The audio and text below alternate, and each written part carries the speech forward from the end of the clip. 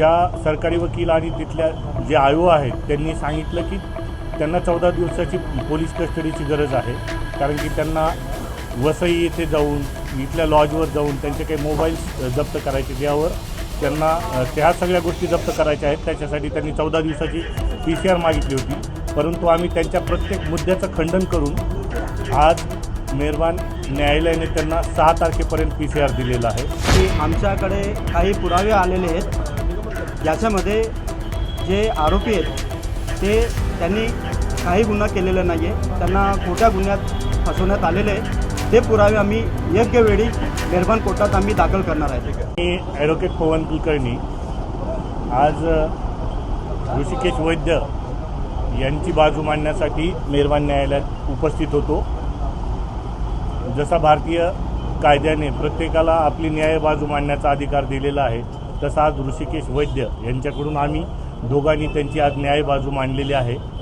आणि सर्वप्रथम ज्या सरकारी वकील आणि तिथल्या जे आयो आहेत त्यांनी सांगितलं की त्यांना 14 दिवसाची पोलीस कस्टडीची गरज आहे, कारण की त्यांना वसई येथे जाऊन इथल्या लॉजवर जाऊन त्यांचे काही मोबाईल्स जप्त करायचे, त्यावर त्यांना त्या सगळ्या गोष्टी जप्त करायच्या आहेत. त्याच्यासाठी त्यांनी 14 दिवसाची PCR मागितली होती, परंतु आम्ही त्यांच्या प्रत्येक मुद्द्याचं खंडन करून आज मेहरबान न्यायालयाने त्यांना 6 तारखेपर्यंत PCR दिलेला आहे.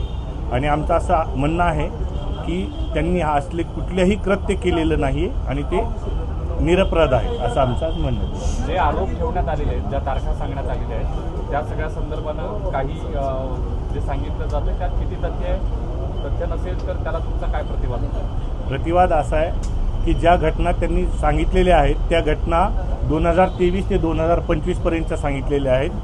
आणि त्या ज्या घटनेला विलंब झालेला आहे या घटनेला त्याचा कुठलाही सबळ पुरावा किंवा सबब कारण त्यांनी या स्पष्ट केलेलं नाही त्यांनी फिर्याद देताना. त्याच्यामुळं असा कुठलाही घटना घडलेली नाही असं आमचं म्हणणं आहे. पोलीस कोठडी दिली 9 दिवसांची वेळ 6 एप्रिलपर्यंत. आणि आमच्याकडे काही पुरावे आलेले आहेत, ज्याच्यामध्ये जे आरोपी आहेत ते त्यांनी काही गुन्हा केलेला नाही आहे, त्यांना खोट्या गुन्ह्यात फसवण्यात आलेले आहे. ते पुरावे आम्ही योग्य वेळी मेहरबान कोर्टात आम्ही दाखल करणार आहे.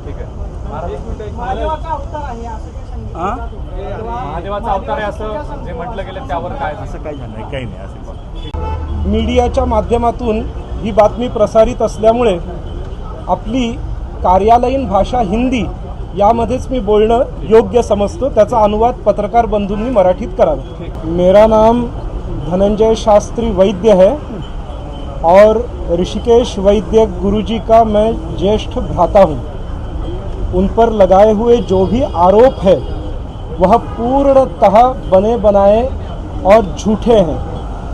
हमारा मान्य संविधान पर और मान्य न्यायपालिका पर पूरी तरह विश्वास है और जो भी हमको बात कहनी होगी, अपनी ओर से प्रस्थापित करनी होगी, वो हम मान्य न्यायालय के सामने प्रस्तुत करेंगे.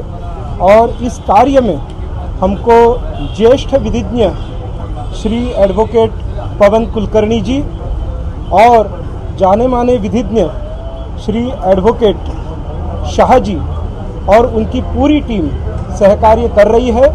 सत्य की विजय होगी, सत्यमेव जयते नानृतम.